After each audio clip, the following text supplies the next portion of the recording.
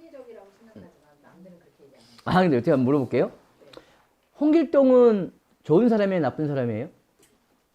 나쁜 사람이죠. 그래요? 자, 여러분들, 홍길동은 좋은 사람, 나쁜 사람이에요? 어떻게 생각하세요, 홍길동은요? 그냥, 지금, 그냥, 좋은 사람이에요. 그럼 되게 쉽게 한번 물어볼게요. 그러니까, 제가 홍길동 좋은 사람이다. 그럼 혹시 자녀 있으세요? 그 자녀가 아들, 딸. 그러면 사위가 될 사람이요. 사위가 좋은 사람이면 좋겠어요? 아니면 나쁜 사람이면 좋겠어요? 네. 근데 사위가 홍길동처럼 살아가고 있어요. 그러면 그런 사위를 받을래요? 안 받을래요? 맨날 혹시 남의 거 훔쳐다가 막 나눠주고 막 그러는데.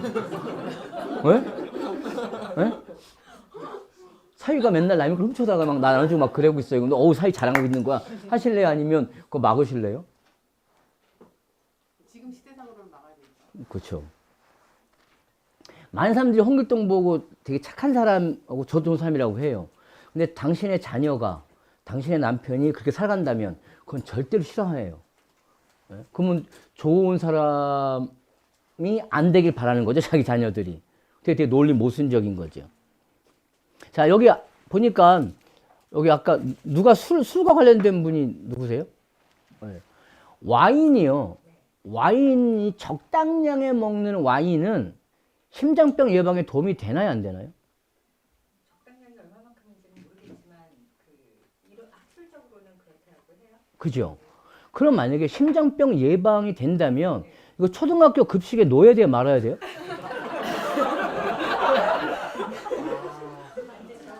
아니, 심장병 예방에 도움이 되는 와인을 아이들한테 먹여야 돼요, 말아야 돼요? 먹으면 안 되죠. 왜요? 일단 글쎄 왜 아니 세상에 어떻게 와인이 심장병 예방을 하죠? 와인이 하는 게 아니라 와인에 들어있는 폴리페놀 성분이죠. 폴리페놀 성분은 자색 고구마에도 있는 거고 콩에도 있고요. 그러니까 식물성은 다 있는 거예요. 근데 우리 자녀들한테요, 자색 고구마를 먹을 적에 소주에 찍어 먹으라고 할 거예요? 알코올 적셔서? 세상에 어떻게 와인이 심장병 예방을 한다는 것이 이게 문장적으로 성립이 되냐고요. 와인이 아니라 와인에 들어있는 폴리페놀 성분이 심장병 예방에 도움이 되는 거예요. 그리고 자, 우리가 또요, 오래 살려면 심장만 건강하면 되는 거예요. 그냥 와인은 알코올이죠. 알코올을 먹으면 어디가 망가져요? 간이 망가져요. 췌장 망가지고. 간과 췌장은 녹아내리고 있는데 심장만 벌렁벌렁하면 이건 말이 안 되는 거죠. 저런 말도 있어요. 기자들 가끔 쓴다 보면 막걸리가 항암 효과를 있대요. 항암 효과가 있으면 전 국민한테 막걸리 보급해야죠. 네? 그건 말이 안 돼요. 물론 막걸리에 항암 성분이 있긴 있지요. 근데 막걸리를 가지고 항암 성분 효과를 얻어내려면 하루에 몇 병 먹어야 되는 줄 아세요? 하루에 30병씩 먹어야 돼요. 항암 효과를 얻으려면. 막걸리로 항암 효과를 얻으려면 30병을 먹어야 되는데 그 전에 죽지 않을까요? 항암 효과를 보기 전에 하루에 30병씩 막걸리 먹으면 곧 죽지 않을까요, 이거? 그러니까 이런 것들은 상식도 아니고 논리도 아니에요. 근데 마치 그런 것들이 상식이냐 논리냐 우리 주변에 퍼져 있거든요. 그러니까 이런 것들에 대해서 여러분들이 일상생활에서 관심을 갖고 다 뒤집어 봐야 돼요. 자, 우리 겨울만 되면 솜이불 같은 거 있지요. 우리가 이 겨울에 따뜻한 솜이불을 이렇게 잘 입게 된 건 누구 덕이죠? 그러니까 옛날 사람. 네, 그럼 누구? 문익점. 그 문익점 그분이 목화씨를 어디다가 담아 갖고 왔죠? 그렇게 배웠죠. 그게 얼마나 새빨간 거짓말인지 모르죠. 그걸 붓뚜껑을 왜 담아 갖고 와요? 근데 대체가 누가 얘기했는지 몰라요, 그게. 우리는 실록엔 그런 내용이 없어요. 문익점이 목화실 갖고 왔다는 기록은 있어요. 그리고 이것 때문에 우리 태종하고 세종이 상까지 내는 게 있거든요. 근데 거기 보면 주머니에 담아갖고 왔다고 해요. 왜? 당시에 원나라에서는 아무나 가져가라고 했어요. 그게 뭐 반입이 금지된 물품이 아니야. 그냥 아무나 따갖고 오면 되는 거야. 다만 우리나라는 추워서 암만 그 심어봤자 안 될 것 같아서 아무도 안 들고 왔던 것 뿐이에요. 근데 누군가가 갑자기 우리나라는 문익점이 목화실을 갖고 왔다고 해요. 근데 몇 년 전에 여기 부여에서 백제 어떤 절을 했는데 거기에서 목화로 짠의 면직물이 발견돼요. 백제, 이건 최근에 밝혀진 전설이, 사실이에요. 우리나라의 가장 위대한 지도는 누가 만든 무슨 지도인가요? 김종에 만든? 그게 왜 가장 위대해요? 그게 왜 이렇게 위대한가요? 근데 대체 누가 그렇게 알려준 거예요? 근데요, 여기 혹시 김씨 계세요? 김씨 분들? 어디 김씨예요? 김영김, 청풍김, 안동김. 혹시 여러분들 김씨 중에 그 김정호의 할아버지나 혹 김정호의 자식이 있다는 말 들어보셨어요? 김씨 가문에 어떤 족보에도 김정호가 올라있는 족보 보셨어요? 걔가 어디 김씨인지를 몰라요. 왠지 아세요? 쌍것이거든요. 김정호에 대한 기록은 대한민국 역사책 어디에도 없어요. 다만 이항견문록이라는 책에 딱 5줄 나와요. 그냥 서울에 사는 김정호라는 사람이 지도 만든 재주가 있다 이것밖에 없어요. 근데 조선시대에 호패도 없는 쌍것이 전국을 다닌다고요? 옛날에는 우리가 성을 출입할 땐 반드시 호패를 보여줘야 가요.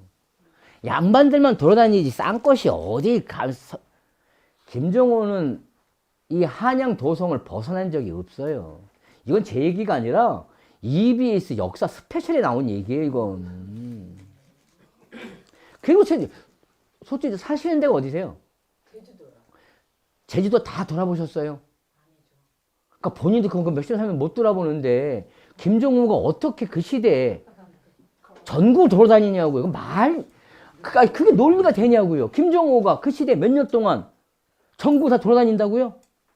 백두산을 8번 올라갔대요. 그 대동여지도를 보면 이 세목을 해놓고 선만 이걸 그리려고 거길 8번 왜 올라가요, 백두산을?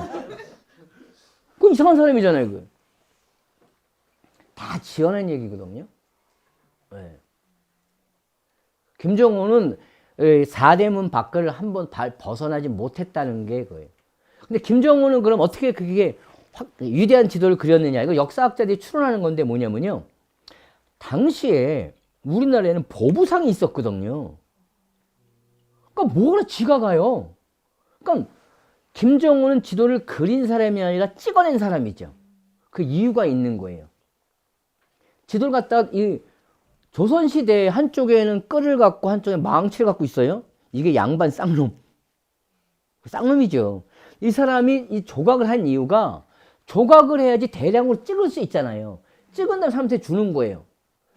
그러면 조각고 보부상한테 먼저 지도를 주면서 거의 보부상은 그 지도가 되게 유용할 거잖아요.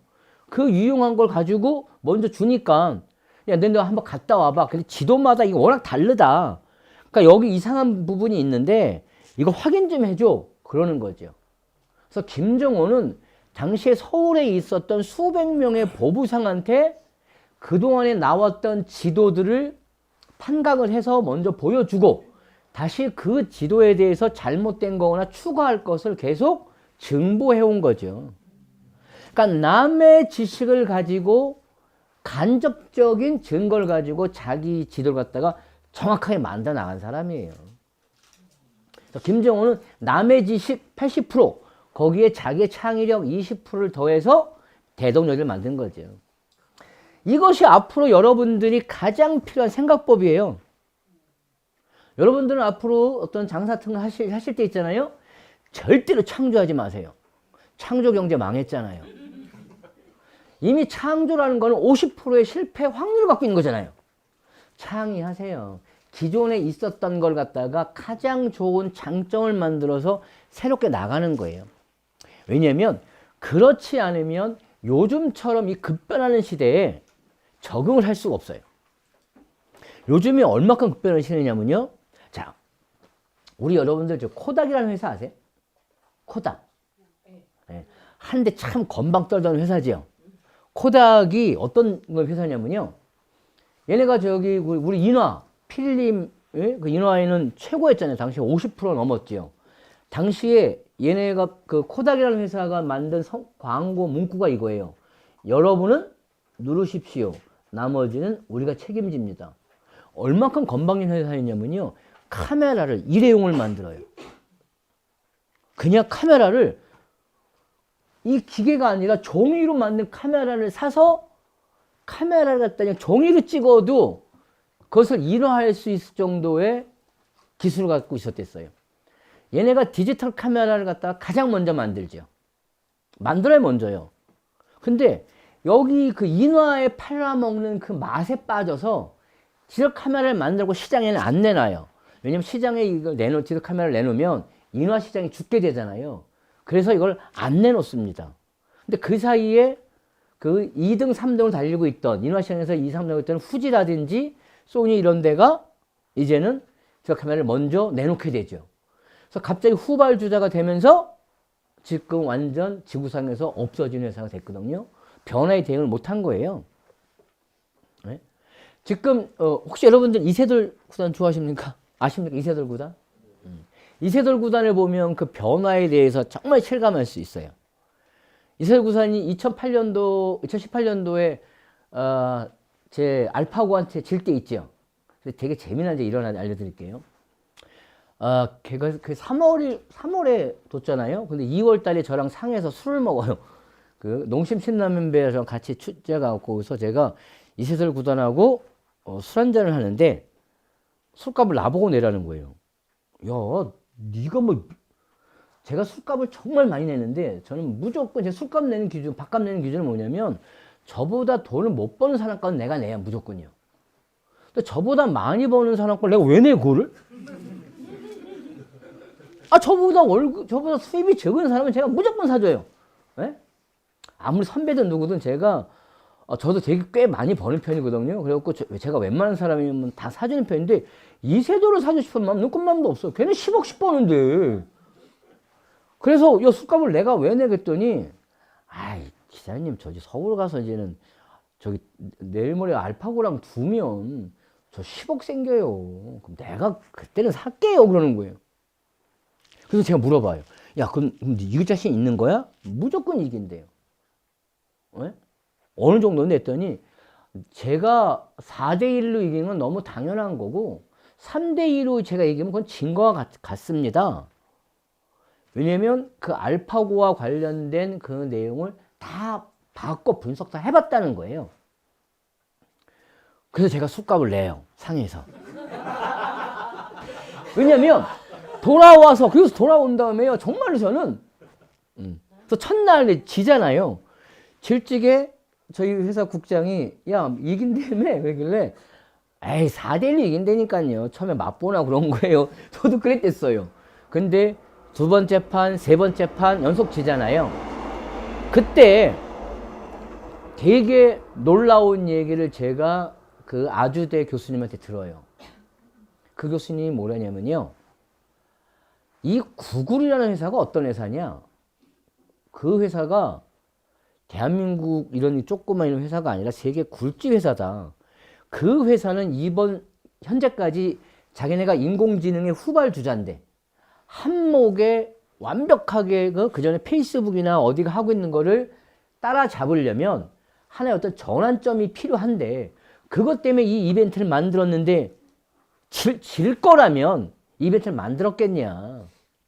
이미 내부적으로는 완벽히 이긴다는 각본이 다 있었다는 거예요. 정말로요. 그때 알파고가 어떻게 간에 이기고 그때 구글이 그 하루아침에 시가총액이 6조 원인가가 올라가거든요. 근데 원래는 이게 마지막 그 네 번째 대국 있잖아요. 거기서 지지 않았으면 이거보다 훨씬 더 시가총액이 올랐을 거래요. 근데 어떻든 간에 한 판을 지는 것 때문에 인공지능의 버그, 그것이 염려가 됐기 때문에 시가총액이 들떴다는 한 거거든요. 네. 근데 어떻든 간에 그때 2018년도에 그 알파고가 이겨요. 이길 때 사람들이 깜짝 놀랐어요. 한 번 깜짝 놀랐어요. 근데 지금부터 그로부터 2년밖에 안 지났거든요. 근데 지금 어떤 수준인지 아십니까? 이제는 인공지능하고요, 그러니까 알파고랑 세계 최고로 바둑 잘 두는 사람들끼리 10명을 모아놔도요, 3점을 깔고도 못 이긴대요. 이 3점을 깔고는요, 우리 바둑계에서 어떤 말을 하냐면 이런 말을 해요. 아, 목숨 걸고 두는. 네? 현재 이미 인공지능 같은 경우는 그만큼 발달돼 있어요. 근데 우리 주변에 우리 삶의 문화는 어떨까요? 진짜 눈부시게 이게 변하고 있거든요. 네? 요즘 저희 언론계에서도 보통 걱정이 아니에요. 왜냐면 광고 시장이 더 이상 신문한테 우호적이질 않아요. 네? 자, 우리나라에 6대 스포츠지가 있어요. 올해 6대 스포츠지에 대해서 광고지 배정을 한 대기업은 단 한 곳도 없어요. 네. 전통적으로 보면 기업들도 신문에 광고를 조금씩은 배정하거든요. 왜? 보험용으로. 혹시 자기 나중에, 그러니까 농심 같은 데도 나중에 농심에 뭐 이물질 발견되면 기사 막 써댈까봐 미리 광고 같은 거는 이렇게 좀 줘서 달래놓는 경우가 있는데 그런 것을 전면 없애버렸어요. 왜? 인터넷이죠. 도리어 인터넷의 효과가 더 좋다. 종이 지면보다 훨씬 더 인터넷 하는 것이 더 좋다 생각으로 바뀌는 거예요. 지금 그러다 보니까 지금 막 그 신문들도 요즘은 저희 경향신문은 안 그러는데 다른 데 신문들은 보면 아예 그 네이버의 그 실검에 관련된 뉴스만 그냥 생산해낸 직원이 따로 있어요. 기자가 아니라 그냥 실검에 뭐 있으면 실검 딱 컨트롤 C에서 그건 내용 갖다가 한 다음에 제목 바꿔서 그냥 그것만 하는 전문 직업군이 생길 정도로 이 세상이 바뀌고 있어요. 근데 본인은 현재까지 본인이 이렇게 살아오면서 알았던 지식이나 그런 것들에서 한번 재점검 하십니까? 안 하십니까? 꼭 하셔야 됩니다. 현재까지 여러분들이 알고 있었다는 거니 앞으로 무조건 믿지 마세요. 네? 그러니까 예를 들어서 자, 시금치. 네? 시금치는 뭐가 많은 거예요? 시금치에 든 성분이요. 철분을 외웠지요. 철분이요. 시금치 하면 떠오르는 어떤 만화 주인공. 뽀빠이. 그 뽀빠이 만화를 지금 보여줘요, 안 보여줘요? 왜 톰과 제리는 보여주는데 뽀빠이는 안 보여줄까요? 그게 뻥이거든요. 절대로 시금치의 유효 성분이 철분이 아니에요. 이게 밝혀집니다. 왜냐면 이게요, 연구가 잘못됐대요. 이게 두 가지입니다. 하나는 일반적인 시금치에 만약에 3.7mg의 철분이 있었다 했으면 이 점을 빼먹은 거예요. 그래서 10배로 튀어졌다. 또 하나서는 뭐냐면 이 싱싱한 이 시금치를 한 게 아니라 건조 시금치. 그러니까 당연히 질량 대비 수분이 빠져났으니까 철분이 많을 수밖에 없지요. 그래갖고 시금치 갖고 이제 철분 얘기하면 안 돼요. 방금 얘기하신 엽산입니다.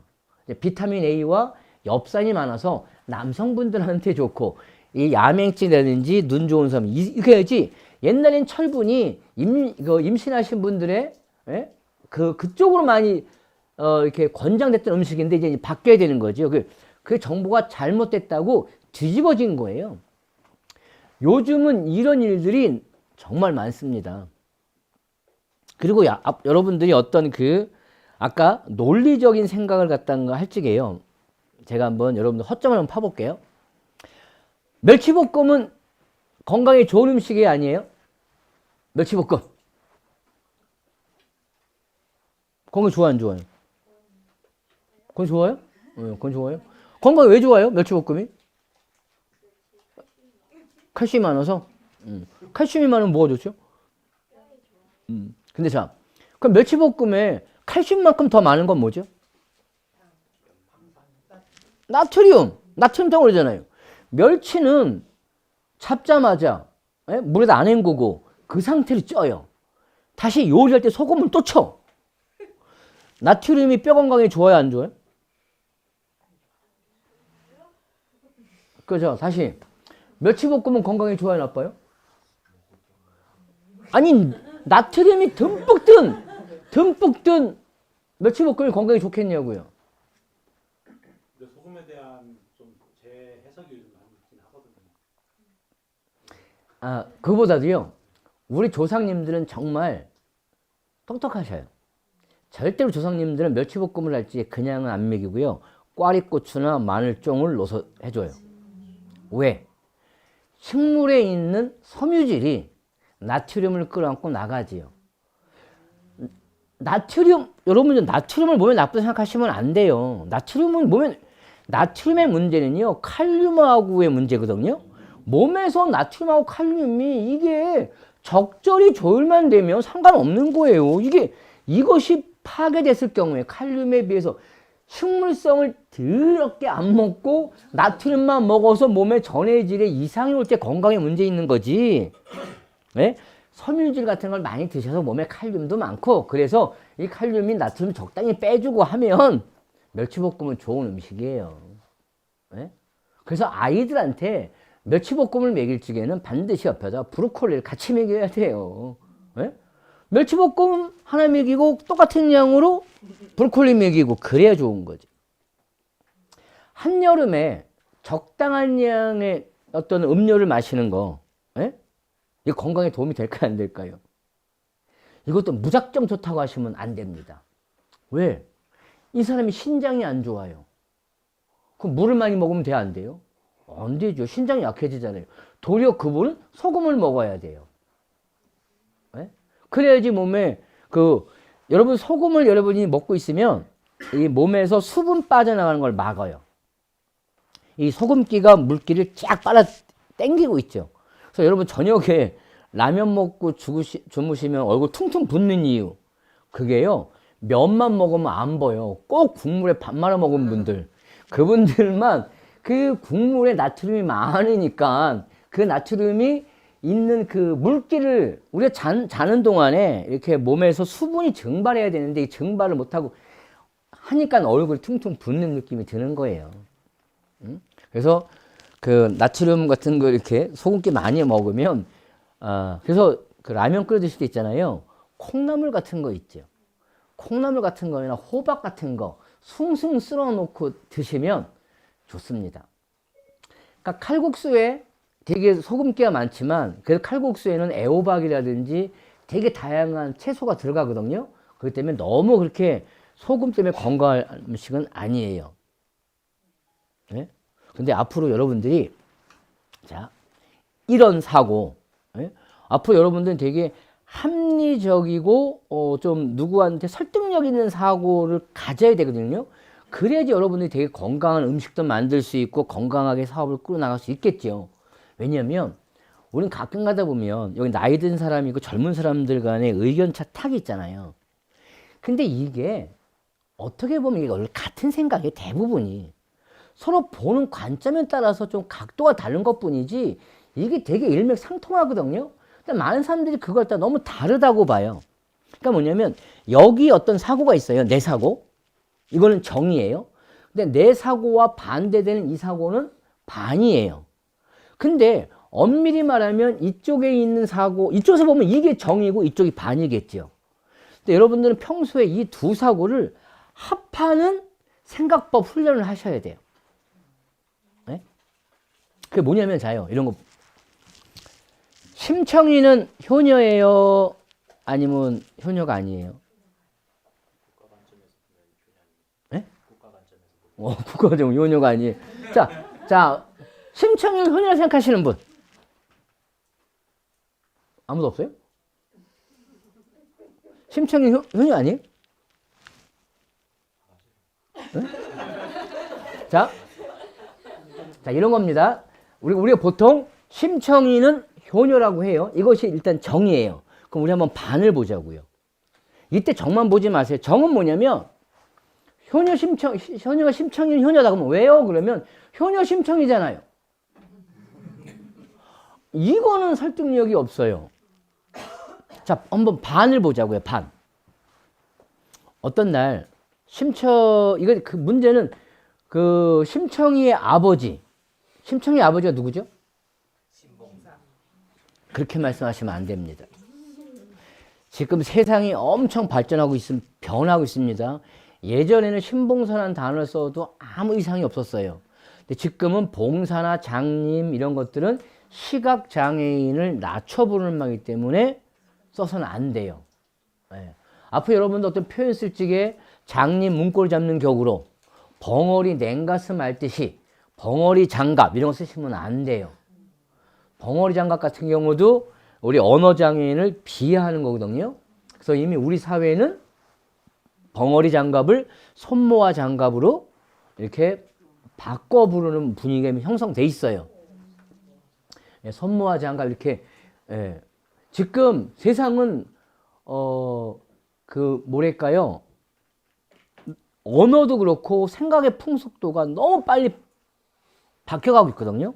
예, 그래갖고 이제 신봉사가 아니고 심학규. 왜 그분 이름이 학규예요. 그러니까는 자 심청이의 아버님은 학규입니다. 자, 그 학규 형이 어느 날 동네로 놀러 갔다가 개천에 빠져가지고 그 순간에 스님이 달려와서 예? 구해주면서 이런 말을 하잖아요. 우리 절에 공양미 300석을 갖다 주면 눈을 뜰 수 있는데 그거를 몰랐어. 아이고, 이게 문제 발단이에요. 공양미 300석 이건 600가마입니다. 여러분, 저 가마는 우리말이 아니라 일본말이에요. 우리말로는 석이나 섬이라고 하는 거예요. 가마니가 우리말 같으죠? 근데 가마니는 우리말이 아니라 일본말입니다. 가마스라는 것은 일본말이고요. 자, 어쨌든 간에 우리 조상님들이 배포가 더 커요. 여러분들 우리 옛날에 민화나 옛날 사진 보면 강정기 우리 개항기 때 사진 보면 우리 조상님들 밥 얼마큼 먹었는지 아세요? 고봉밥 있잖아요. 지금 아마 공깃밥으로 하면 한 10공기쯤은 될 거예요. 사진에 나와요 그거. 보통 그만큼씩 드셨던 분이에요. 그러니까 우리는 쌀이 우리는 한 섬이 우리가 한 180리터. 그러니까 일본에 비하면 한 2배 정도 우리가 더 많아요. 근데 어쨌든 공양미 300석만 갖다 주면 눈을 뜰 수 있는데 그걸 몰랐어 하면서 문제 생기는 건데 우리 그 설화를 잘 보자고요.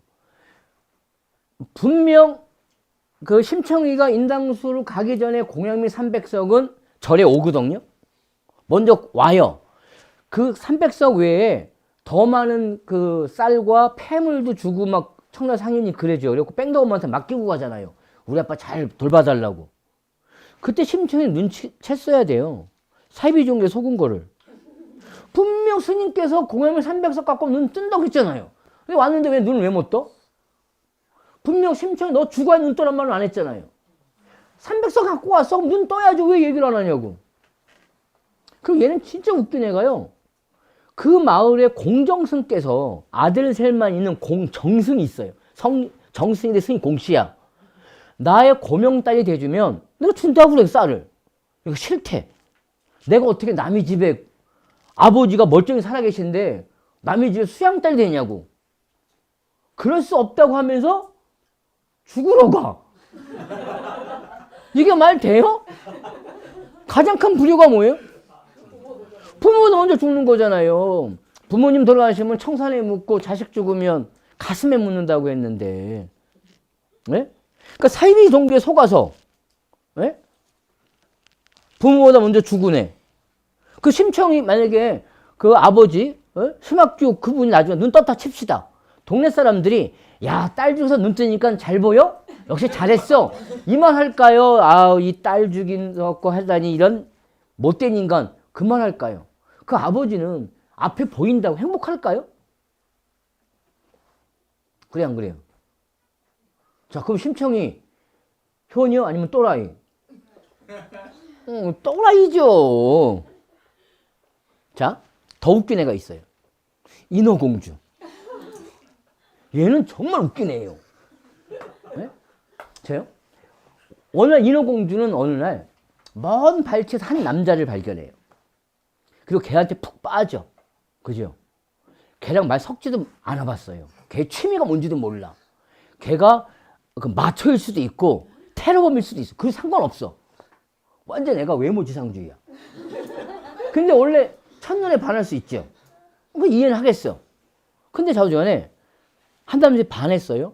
근데 본인은 만약 사랑하는 사람이 있어요. 근데 그 남자랑 뭐가 잘 안 이루어져. 그러면 그 어떤 고민을 갖다가 가족이나 친구한테 먼저 얘기하겠어요? 아니면 동네에서 현재까지 얼굴 한번 본 적 없는 전과 5번 아저씨를 찾아가서 상의를 하겠어요? 그죠? 그럼 인어공주의 아버지는 누구예요? 인어공주의 아버지. 공주의 아버지. 왕이잖아요. 그럼 아버지한테 가서 아버지, 우리가 사는 저 마녀가 다리 나는 약이 있대. 그거 좀 구해주면 안 돼? 아니면 나 죽어버릴 거야. 이러면 그 아버지가 죽는다는데 그거 안 구해줄까? 그 인어공주는 그 공주잖아요. 언니만 5이야. 그 언니들한테 먼저 상의 좀 해봤으면 안 될까? 근데 자기 아버지 개무시, 언니 다 개무시하고 혼자 벌벌 떨면서 마녀를 만나러 가요. 근데 또 인어공주의 가장 매력 포인트는 원래 목소리거든요. 그러면 이 목소리를 갖고 먼저 이걸 그 왕자를 꼬셔봤어야 돼요. 근데 이걸 안 써먹어. 그래서 바로 다리랑 바꿔요.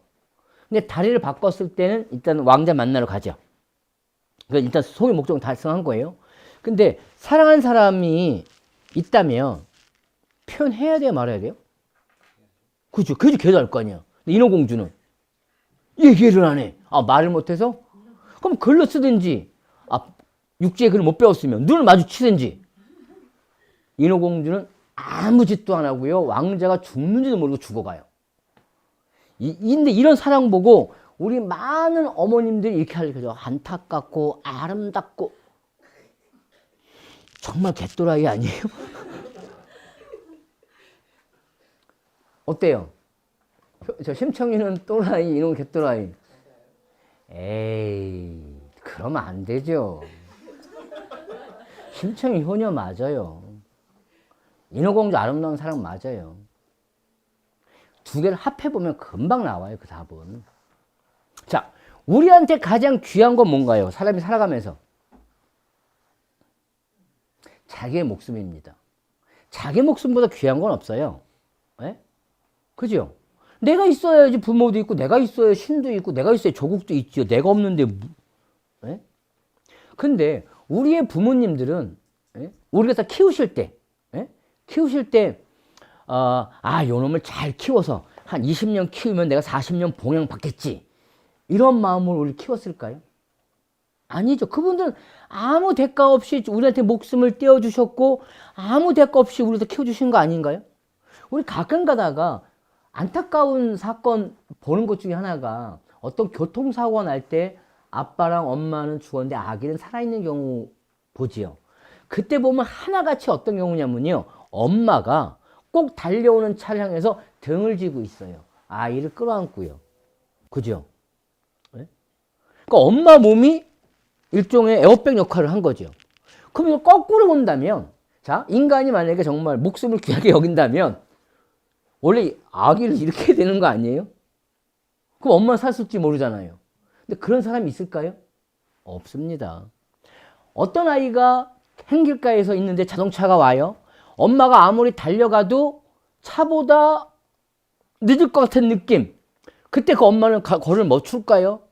아니잖아요. 물불 안 가지고 뛰어가잖아요. 그죠? 네. 부모님들은 바로 우리는 그렇게 키웠어요. 그럼 자식이 또 다시 부모한테 보답할 때 과연 사회적 눈초리 어떤 그런 것들에 대해서 생각하고 행동을 해야 되나요? 네? 우리가 전쟁터에서 맨 최전방에서 적군만 싸우시는 분들, 예? 적을 대처하는 분들, 좀 있으면 적이 쳐들어올 거고 내가 지금 도망가면 살겠지만 여기 있으면 죽을 거 뻔히 알아요. 근데 그분들이 절대로 안 도망가시죠. 적과 싸우죠. 왜?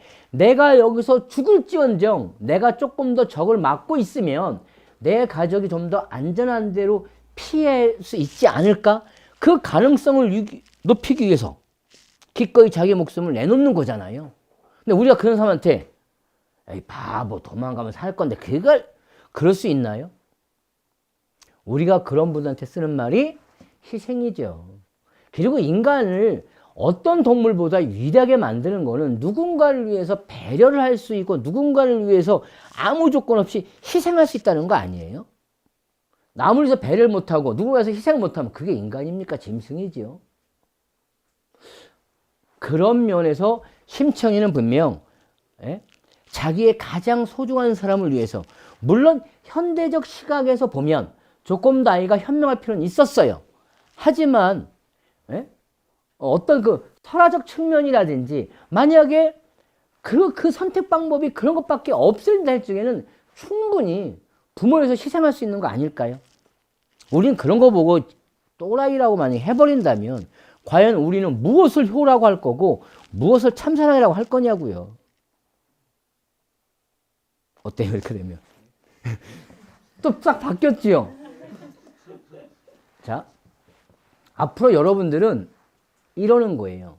앞으로 여러분들은 항상요 무엇인가가 있으면 딱 A를 하세요. 그 다음에 이 반대를 꼭 다시 한번 하세요. 다시 이거의 반대를 또 만드세요. 이러면서 여러분의 사고는 계속 커지는 거죠. 자, 예를 한번 들어볼게요. 여러분들 저기 길거리 가고 있는데 강아지 풀이 하나 자라고 있어요. 강아지 풀. 네? 그거 갖고 한번 멋진 글 한번 써보세요.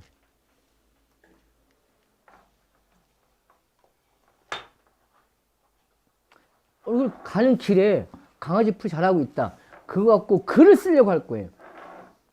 어떤 내용의 글을 쓰시겠습니까?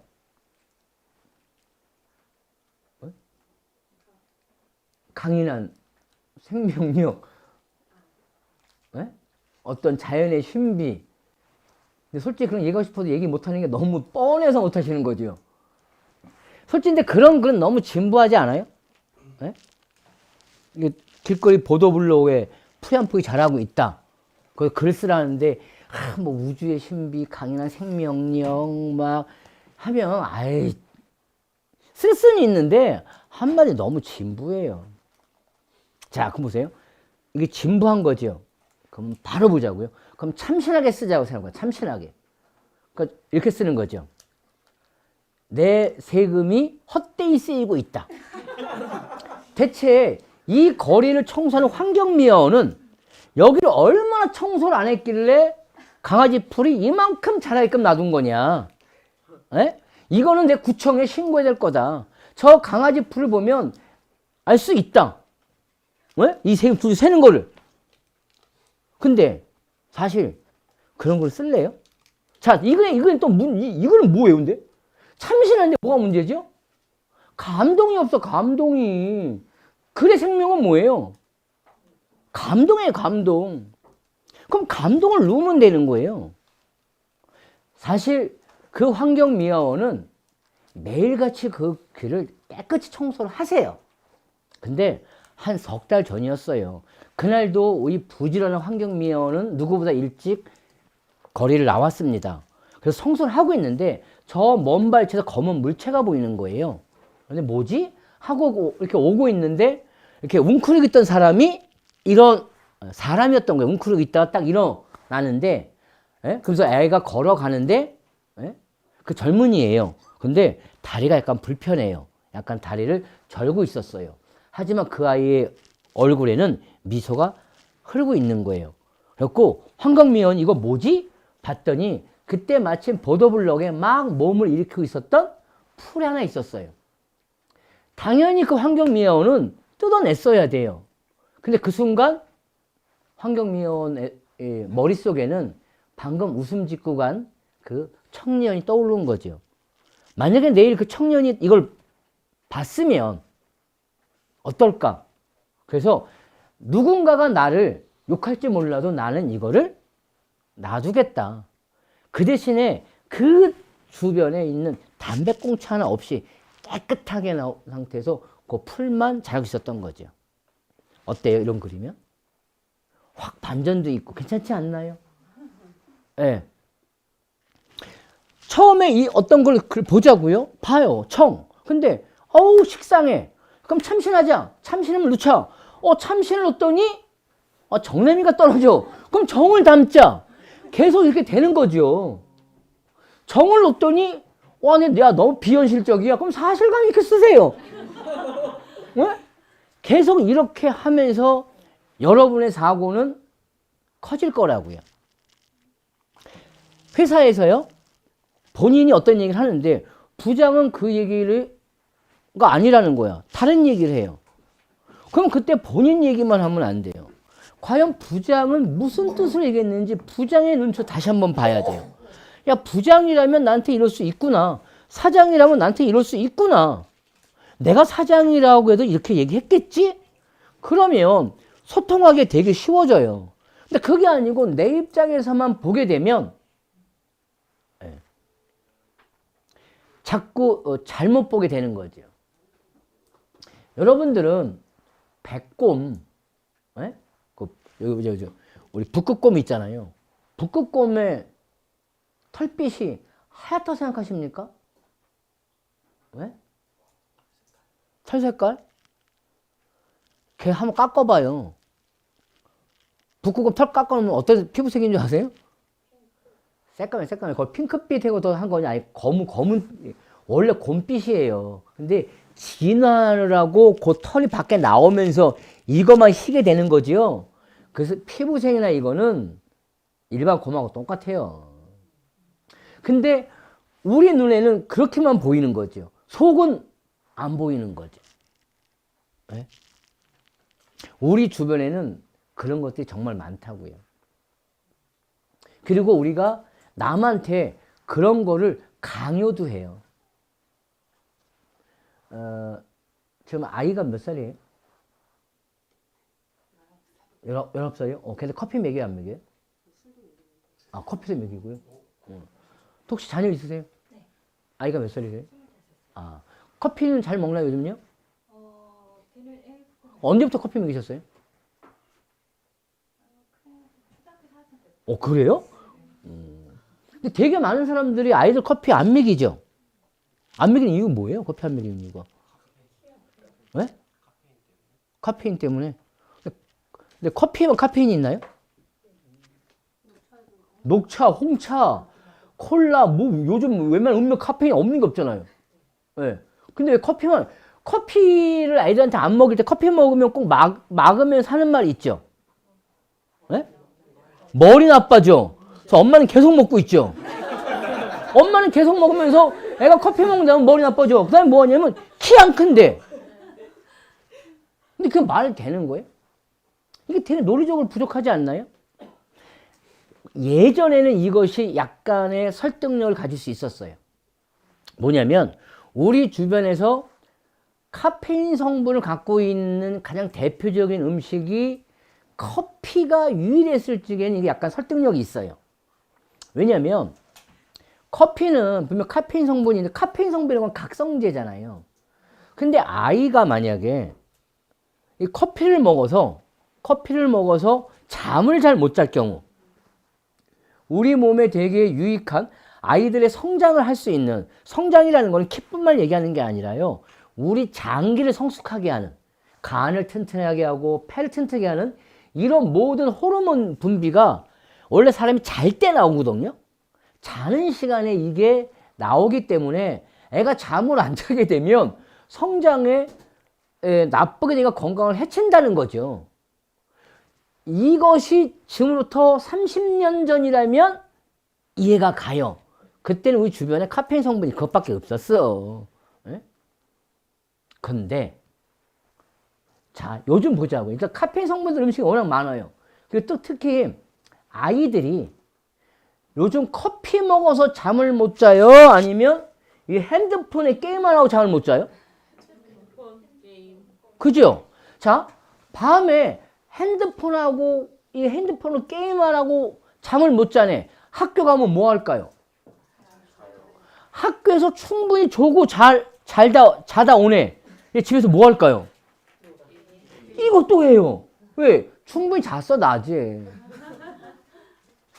따라서요, 이제는 무조건 아이들 아침 밥상에 커피 올려야 돼요.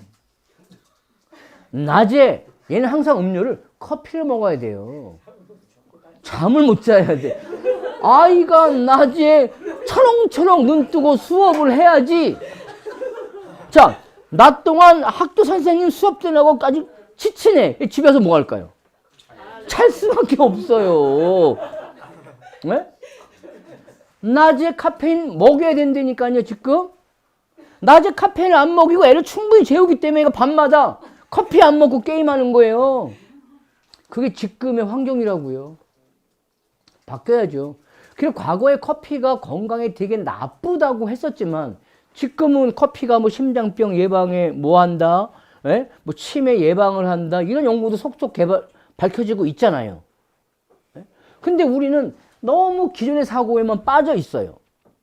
막 이런 것도 해요. 요즘 뉴스에 보면 툭하면 우리가 뭐 김치를 많이 먹고 평소에 마늘을 많이 먹고 해가지고 이런 뭐 신종 코로나 뭐 이런 거에 안 걸린다. 저 메르스는 왜 이렇게 걸렸는데? 네? 아니 정말 김치를 먹어서 면역력이 강해지고 막 그런다면 왜 미국은 김치 안 먹을까요? 왜 프랑스는 안 먹을까? 네? 홍삼이 그렇게 건강에 좋은 거예요? 그 건강에 좋은 홍삼을 왜 중국은 안 먹을까요? 희한하지 않아요? 홍삼이 좋은 거예요? 홍삼에 든 사포닌 성분이 좋은 거예요? 사포닌이죠. 그래서요, 외국 사람들은 사포닌을 먹어요. 뭘로? 미국은 블루베리. 사포닌을 먹을 수 있는 거는 홍삼만 있는 게 아니에요. 어떤 외국 사람들도 사포닌 성분을 많이 먹지요. 근데 먹는 저게 달라요. 근데 한국에서는 이게 홍삼이 대표적이에요. 왜? 광고예요. 한때 홍삼은 대한민국 국가 산업에 엄청난 저걸 갖고 불을 안겨주던 그러니까 조세였어, 조세요. 옛날 담배인삼공사였고 담배 조세나 인삼 이 조세 가지고 국가 살림이 꾸려 나왔잖아요. 그러니까 인삼을 좋다고 할 수밖에 없는 거예요. 국민 인삼을 많이 먹어야 돼요. 응? 솔직히 그런 함정이 있거든요. 만약에요, 인삼이란 제품이 그렇게 정말 좋고 세계적인 슈퍼푸드라면 외국도 먹어줘야 돼. 그게 논리적으로 맞지 않아요? 근데 지금 우리 가격 대비, 홍삼을 사 먹을 가격 대비 이걸 사포닌 성분만 넣고 본다면 그게 썩 이렇게 위대한 음식은 아니라는 거죠. 그거보다는 도라지가 낫대요. 사포닌 성분 도라지도 많고 도라지는 좀 싸지 않냐? 에? 홍삼보다 도라지가 낫다. 보세요. 앞으로 여러분들이요, 이제는 이렇게 보니까 아까 보니까 음식 같은 거 많이 하시잖아요. 거기에 한번 이런 거 바꿔보면 어때요? 이게 남들과 생각을 완전 달리하는 거예요. 우리 식당은 설탕을 쓰지 않습니다. 우리 식당에서는 100% 사카린만 씁니다. 왜 여러분들은 음식에 사카린을 왜 안 씁니까? 사카린을 절대 홍보해야 될 분들이 여러분들이에요. 자, 요즘 우리 음식 중에, 우리 여성 음식 중에서 가장 키워드가 뭐 하면 먹히죠? 다이어트. 그죠? 다이어트 음식이라면 이거 싫어 좋아해요. 왜?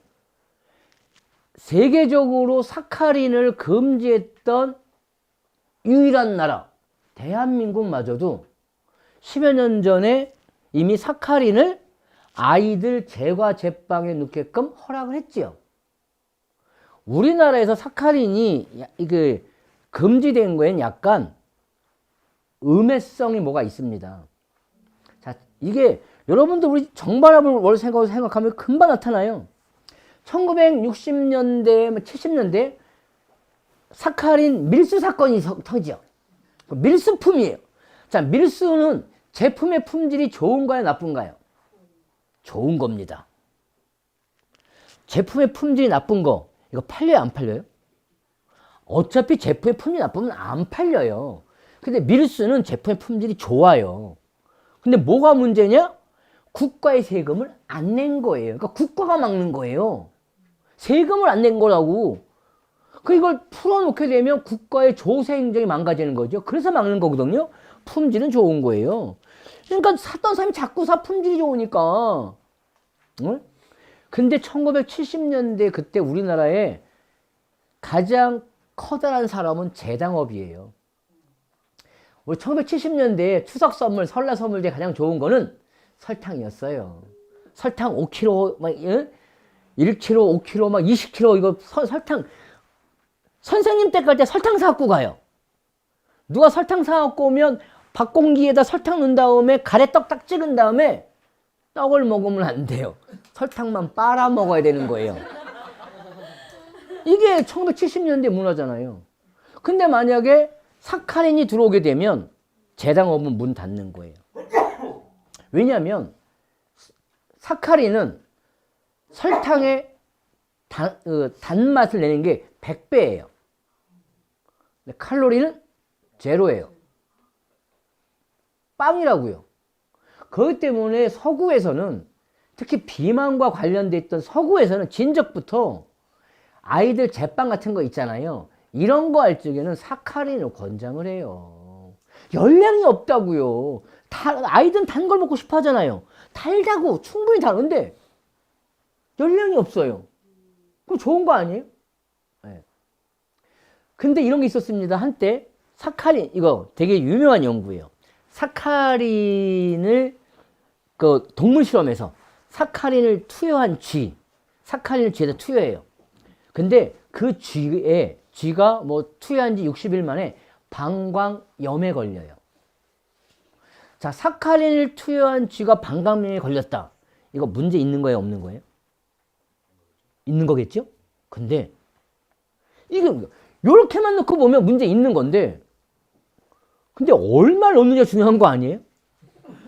그 생쥐한테 얼마를 넣냐면 하루에 8,000캔을 만들 수 있는 사카린을 쥐한테 하루에 매일같이 줘. 아니, 그 탄산음료 8,000캔 만들 수 있는 사카린을 쥐한테 매일 줬는데 60일 만에 방광염밖에 안 걸렸어. 이건 역으로 기가 막힌 거예요, 이거는. 본인 하루에 8,000캔 탄산음료 먹으면 방광염이 문제가 아니겠죠. 그래서 이게요, 이 실험이 처음에 독일인가가 뭔가 해갖고 탁 문제있다가 바로 영국에서 뒤집어 버리고, 야, 그 실험 그렇게 하면 되냐?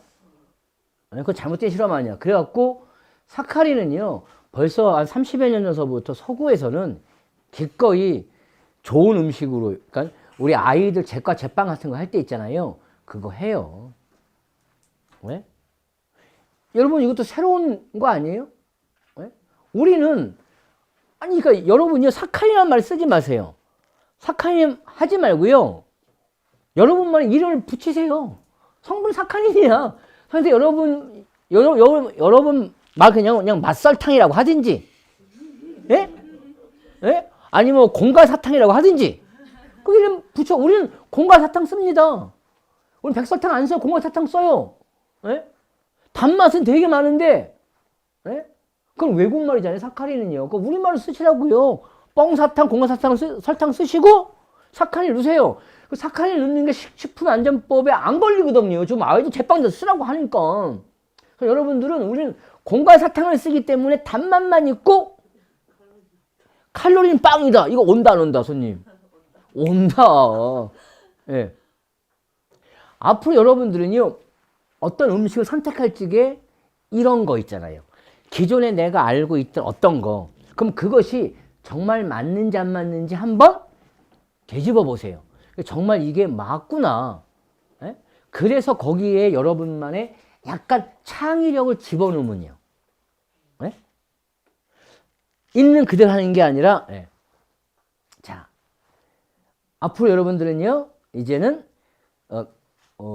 라면, 만약에 누가 라면집 한다 했잖아요. 그러면 그러세요. 저희는 저희 라면에는 카제인 나트륨을 듬뿍 집어넣습니다라고 하세요. 왜? 그럼 보나마나 물어볼 거예요. 카제인 나트륨 넣으면 카제인 나트륨 몸에 좋다 나쁘다? 어때요? 본인 자녀가 먹는 음식에 카제인 나트륨을 듬뿍 넣어줄래 안 넣어줄래요? 아이한테 치즈 먹여요 안 먹여요? 치즈가 카제인 나트륨이잖아요. 카제인 덩어리잖아요. 카제인 나트륨은요, 아이들 분유에 반드시 들어가야 돼요. 세계에서 만든, 그러니까 유화제, 약간 그 기름 덩어리 있는 거 있잖아요. 이걸 부드럽게 만드는, 네? 기름 덩어리로 돼 있는 걸 갖다가 부드럽게 만드는 게 유화제거든요.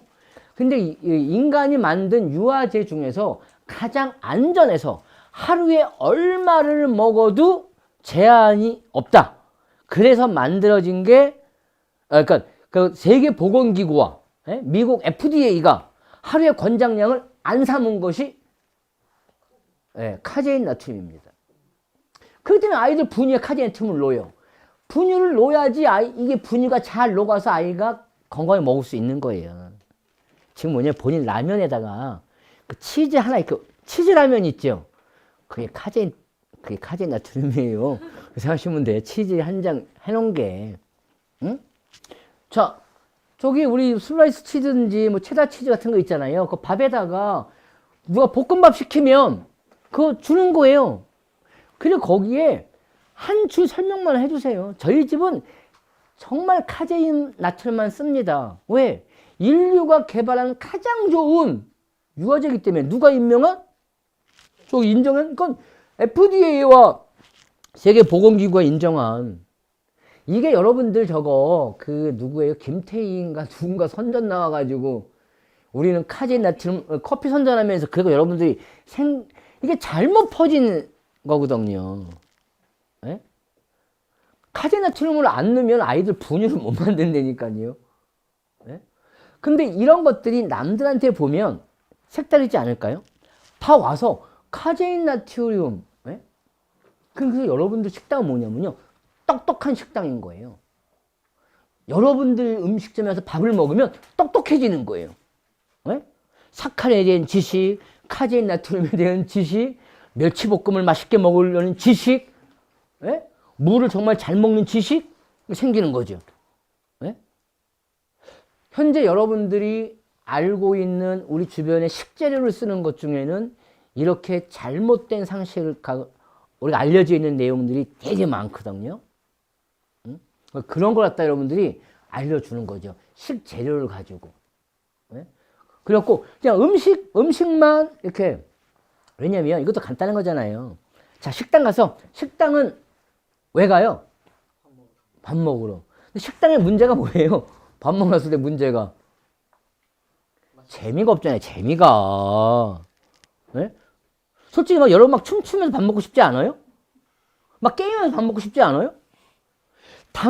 여러분 짜장면이 가장 맛있을 때가 뭔지 아세요? 당구 치면서 먹어야 짜장면이 맛있어요. 이게 짜장면 한 그릇 먹고 우물우물 하면서 그리고 이때 공 안 맞아도 다시 짜장면을 먹을 맛에 안 맞은 것도 아쉽지도 않아. 네? 근데 무슨 식당을 왔다고요? 밥은 맛있는데 뭔가 부족해. 뭐가? 재미가 없어.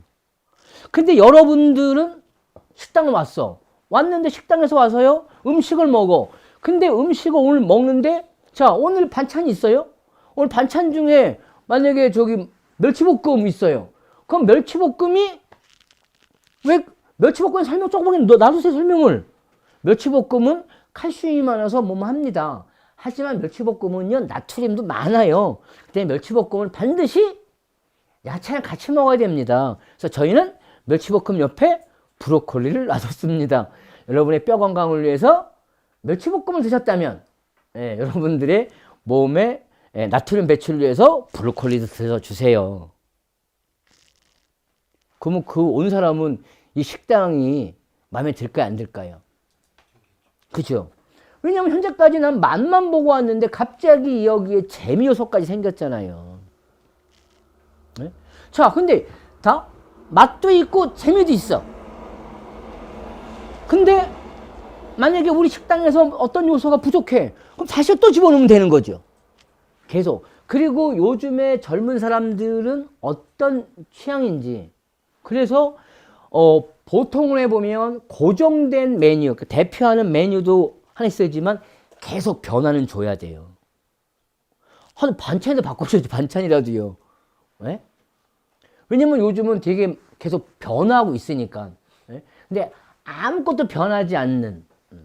솔직히 저도요, 저 가끔 가다가 저런 거요. 그러니까 저도 단골 음식점이 있잖아요. 근데 제가 보면 되게 어떤 맛집 선택해서 가는 집. 근데 내가 그 집이 좋은 건지, 정말 그 집은 맛집인데, 이상하게 내가 그 집은 거의 한 달에 한두 번? 어쩌다 가게 돼요. 그게 아니고, 그냥 간편하게 먹으러 가는 집, 맨날 가는 집이 있잖아요. 그럼 나는 솔직히 어떤 집에 충성하고 있는 거죠? 내가, 야, 그 집 맛집이야. 하는데 사실 그 집은 한 달로 보면 별로 이렇게 안 가고, 도리어 맛집이라고 얘기 안 하는데 항상 그 집 가서 먹고 있어 보면. 그럼 여러분은 어떤 식당이 돼야 되냐면요, 남들한테 맛집 소문나는 집이 아니라 누구든지 계속 오는 식당, 이게 더 좋은 거 아닌가요? 그러기 위해서는 예, 하나의 맛으로 딱 있는 것보다 계속 어떤 이렇게 변화 같은 것이, 반찬 같은 것도 많이 변화해주고 저는 좋다고 봅니다. 그래서 여러분들한테 이런 그 생각법, 이렇게 여러분이 평소에 뭐 갖고 있던 이런 생각, 이것다가 여러분들이 이 정반합을 제대로 깨우치지 않으면 어떤 일이 벌어지냐면요, 제 집사람 같이 됩니다. 우리 집사람이 어떤 일을 했냐면, 하루는 우리 집에서 밥을 먹는데 갑자기 모든 식탁이 블랙푸드로 바뀌는 거예요. 그러니까 일단 우리 딸이 되게 싫어한 검은 콩밥, 그리고 이렇게 채소에다가 이렇게 검은깨 이렇게 소스 만들어서 뿌리고, 뭐든지 다 검거나 보랏빛으로 바뀐 거야. 다 이게요. 거의. 그래서 내가 갑자기 웬 블랙푸드 했더니 딸이 울먹거리면서, 아빠 때문에. 왜? 그랬더니 검은 콩 먹으면 머리 난대. 이것 때문에요. 왜? 그래서 내가, 아니, 내 고향이 충남 아산군 은보면 송천리. 학교 내가 이게 집에서 나와서 매일같이 1시간 넘게 걸어 다니면서 아침에 나올 때마다 우리 언니가 검은 콩을 볶아서 주머니에 넣어주면 매일같이 검은 콩만 먹고 다녔는데, 내가 먹을 수 있는 진짜 간식 중에 최고는 검은 콩이었는데, 이거 왜 빠진 건데? 아니, 검은 콩을 먹어서 이게 머리가 난다면, 예? 탈모병원은 왜 있는 건데? 이게 말 돼요? 왜 도가니가 아픈 사람들이 도가니탕을 왜 먹으러 가냐고, 그걸, 비싼 거를. 도가니, 자, 사람의 무릎 연골은 재생이 된다, 안 된다? 도가니 왜 먹냐고, 그러니까요. 그럼 도가니, 아니, 여기 무릎 건강이 좋으려면 도가니 연골 재생돼야 되는 거 아니에요? 근데 무릎 재생은 된다, 안 된다? 안 된다. 네? 그러니까 여러분들은 무릎 건강이 좋으려면, 여러분들은 이 음식은 무릎 건강이 좋아요, 이렇게 하면 안 돼요. 자, 무릎 건강에 가장 좋은 약은요, 에스컬레이터 타고 내려가기예요. 네? 여러분들 계단을 무조건 올라다니세요? 근데 내려갈 적에는 계단 절대 가지 마요. 이게 여러분들이 한 이 정년퇴직 한 다음에 한 1, 20년 더 살다가 인생 80 살다가 돌아가실 그 무렵에는 등산이 엄청 좋은 운동인데 지금은 아니에요. 왜? 내려올 때 무릎 연골 다 망가져요. 네? 많은 분들 요즘 그 선크림 많이 바르고 다니고 막 그러시죠? 오늘 같은 날도 선크림 바르셨어요? 왜? 여기 안에만 있을 건데? 도대체 태양을 뭘 본다고? 네? 우리나라 국민들은 멜라닌 색소가 많아서요, 웬만한 햇볕에는 뭐 그런 거 안 생겨요. 저 북구처럼 멜라닌 색소가 없어서 이 자외선을 직접 받아서 흑색종, 예? 피부암에 걸릴까 봐 이런 걱정인 거지 우리 웬만한 사람 걱정할 거 없어요. 여러분들이 햇볕을 좀 많이 쬐줘야지 비타민 D 생성도 되고, 예? 그 뼈 건강도 좋아요. 예? 근데 뼈 건강에 더 좋게 하는 방법은 계단을 올라다녀서 이 뼈 주변의 근육을 강화하는 거죠. 뼈가 닳지 않게끔. 그 대신에 계단을 내려갈 적에 보통 내 체중의 3배가 무릎에 실리거든요. 그때 연골이 망가진단 말이에요. 그러니까는 계단은 에스컬레이터 타고 천천히 가세요. 올라올 때 올라오시고. 왜 그러냐면, 자, 본인 80세까지는 피부가 탱탱. 근데 뼈는 망가져서 휠체어 생활을 하세요. 80부터. 네? 그런 인생을 사실래요? 80에 죽은 꽤나 기민 좀 있어. 그래서 100살까지 걸어다니실래요? 후자가 낫잖아요. 우리 나이 먹어서 얼굴에 좀 김이 좀 생기면 어때? 뼈 튼튼이 더 중요하지요. 지금은 기본적으로 100세 시대거든요. 그래서 여러분들은 앞으로요, 음식 같은 거 할 적에 저희는 피부에 좋은 음식이 아니라 뼈에 좋은 음식을 만드셔야 돼요. 우리 100세 시대거든요. 뼈 건강이 최고예요. 네? 근데 아직도 특히나 어떤 분들 보면 얼굴에 콜라겐 화장품 바르는 사람이 있어요. 제가 우리 집사람 뭐 깜짝 놀랐어요. 제 집사람이 뭐 사갖고는 아무 생각 모르고 사다 줬어. 그러다 운이 보니까 콜라겐 성분이야. 근데 이거 선전해 봤더니 피부가 호흡한데 막. 우리가 양서류예요? 피부가 호흡하고 콜라겐이 피부로 흡수가 돼요? 안 되거든요. 콜라겐은 피부로 흡수가 안 돼요. 그걸 얼굴에 왜 바르냐고. 콜라겐을 생성할 수 있는 돼지 껍데기나 족발을 먹어서 내부로부터 콜라겐을 만들어서 피하지층을 내보내야지. 이른 암만 발라도 콜라겐 안 들어가거든요. 응? 근데 막 그 선전해보면 뭐 피부가 호흡합니다. 에? 막 침투하는 게 보여. 아이. 자, 여러분들은 그런 거, 우리는 여러분들의 우리 그 식당에 오는 손님들의 뼈 건강을 위해서 도가니탕을 끓이지 맙시다. 그 신분한테 여러분들한테 짤막한 건강 상식으로. 자, 오늘 칼슘을 드셨는데 만약에 멸치볶음이라든지 오늘 저희 식당에 칼슘이 오늘 성분은 주는 칼슘입니다. 저희가 오늘 음식의 컨셉으로 칼슘을 했는데 오늘 칼슘을 먹은 다음에 가장 효과 없게끔 하는 게 여러분 계단 내려가는 거예요. 칼슘 먹어갖고 뼈 튼튼 좀 하려고 했더니 지금 여러분들 계단 몇 계단 내려가는 바람에 다 망가진 거니까 계단은 걸어서 올라가고 내려갈 때는 에스컬레이터 타고 내려가십시오. 조금 천천히. 그래서 우리 뼈 튼튼 100살까지 삽시다. 앞으로 여러분들의 그 식당은 이렇게 바뀌는 거죠. 그러니까 우리가 처음에 알고 있었다는 상식을 한번 뒤집어 보자고요.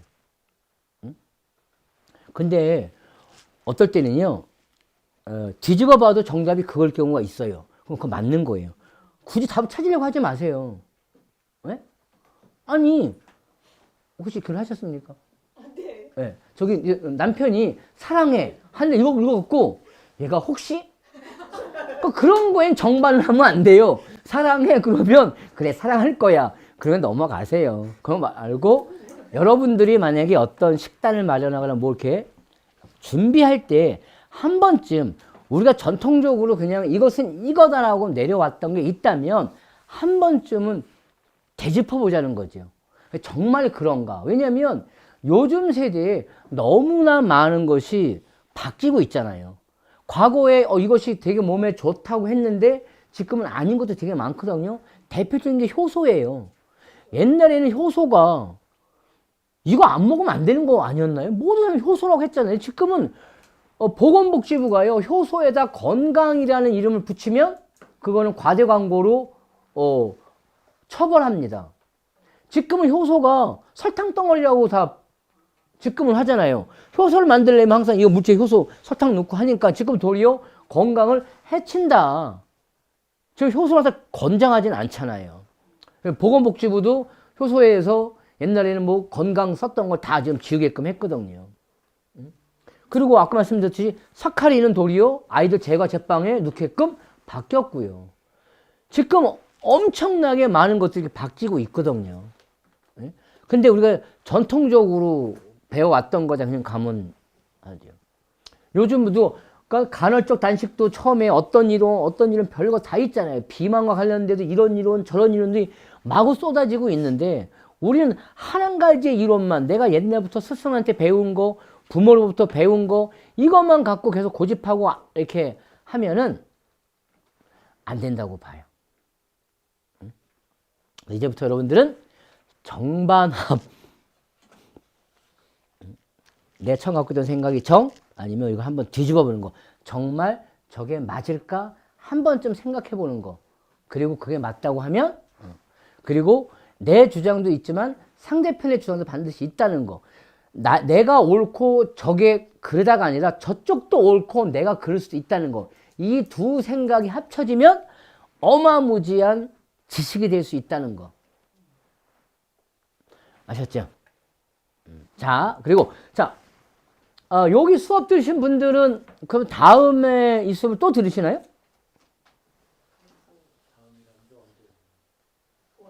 원주. 여기서요? 1등 팀이나 자, 30%는 20% 정도? 자, 그래서 제가 말씀드립니다.